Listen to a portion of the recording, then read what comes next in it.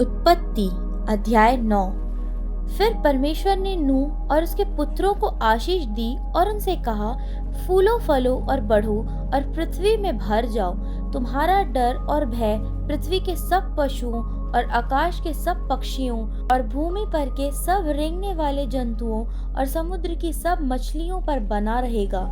ये सब तुम्हारे वश में कर दिए जाते हैं। सब चलने वाले जंतु तुम्हारा आहार होंगे। जैसा तुमको हरे हरे छोटे पेड़ दिए थे, वैसे ही अब सब कुछ देता हूँ। पर मांस को प्राण समेत अर्थात लहू समेत तुम न खाना, और निश्चय ही मैं तुम्हारे लहू अर्थात प्राण का बदला लूंगा। सब पशुओं और मनुष्यों दोनों में से मैं उसे लूंगा। मनुष्य का प्राण का बदला मैं एक एक के भाई बंधु से लूंगा। जो कोई मनुष्य का लहू बहाएगा, उसका लहू मनुष्य ही से बहाया जाएगा, क्योंकि परमेश्वर ने मनुष्य को अपने ही स्वरूप के अनुसार बनाया है।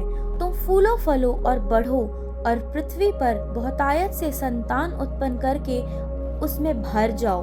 फिर परमेश्वर ने नूह और उसके पुत्रों से कहा, सुनो, मैं तुम्हारे साथ और तुम्हारे पश्चात जो तुम्हारा वंश होगा उसके साथ भी वाचा बांधता हूँ, और सब जीवित प्राणियों से भी जो तुम्हारे संग हैं, क्या पक्षी, क्या घरेलू पशु, क्या पृथ्वी के सब बनेले पशु, पृथ्वी के जितने जीव जंतु जहाज से निकले हैं। और मैं तुम्हारे साथ अपनी यह वाचा बांधता हूँ कि सब प्राणी फिर जल प्रलय से नष्ट न होंगे, और पृथ्वी का नाश करने के लिए फिर जल प्रलय न होगा। फिर परमेश्वर ने कहा, जो वाचा मैं तुम्हारे साथ और जितने जीवित प्राणी तुम्हारे संग हैं, उन सब के साथ भी युग युग की पीढ़ियों के लिए बांधता हूँ, उसका यह चिन्ह है, मैंने बादल में अपना धनुष रखा है। वह मेरे और पृथ्वी के बीच में वाचा का चिन्ह होगा। और जब मैं पृथ्वी पर बादल फैलाऊं, तब बादल में धनुष दिखाई देगा। तब मेरी जो वाचा तुम्हारे और सब जीवित शरीरधारी प्राणियों के साथ बंधी है, उसको मैं स्मरण करूंगा। तब ऐसा जल प्रलय फिर न होगा जिससे सब प्राणियों का विनाश हो। बादल में जो धनुष होगा, मैं उसे देख के यह सदा की वाचा स्मरण करूंगा, जो परमेश्वर के और पृथ्वी पर के सब जीवित शरीरधारी प्राणियों के बीच बंधी है। फिर परमेश्वर ने नूह से कहा, जो वाचा मैंने पृथ्वी भर के सब प्राणियों के साथ बांधी है, उसका चिन्ह यही है।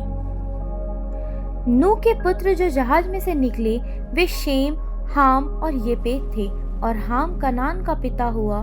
नूह के 3 पुत्र ये ही हैं, और इनका वंश सारी पृथ्वी पर फैल गया। नूह किसानी करने लगा, उसने दाख की बारी लगाई, और वह दाख मधु पीकर मतवाला हुआ और अपने तंबू के भीतर नंगा हो गया। तब कनान के पिता हाम ने अपने पिता को नंगा देखा और बाहर आकर अपने दोनों भाइयों को बतला दिया। तब शेम और येपेत दोनों ने कपड़ा लेकर अपने कंधों पर रखा और पीछे की ओर उल्टा चलकर अपने पिता के नंगे तन को ढांप दिया। और वे अपना मुख पीछे किए हुए थे, इसलिए उन्होंने अपने पिता को नंगा न देखा। जब नूह का नशा उतर गया, तब उसने जान लिया कि उसके छोटे पुत्र ने उसके साथ क्या किया है। इसलिए उसने कहा, कनान शापित हो, वह अपने भाई बंधुओं के दासों का दास हो। फिर उसने कहा, शेम का परमेश्वर यहोवा धन्य है, और कनान शेम का दास हो। परमेश्वर येपेत के वंश को फैलाए, और वह शेम के तंबुओं में बसे, और कनान उसका दास हो।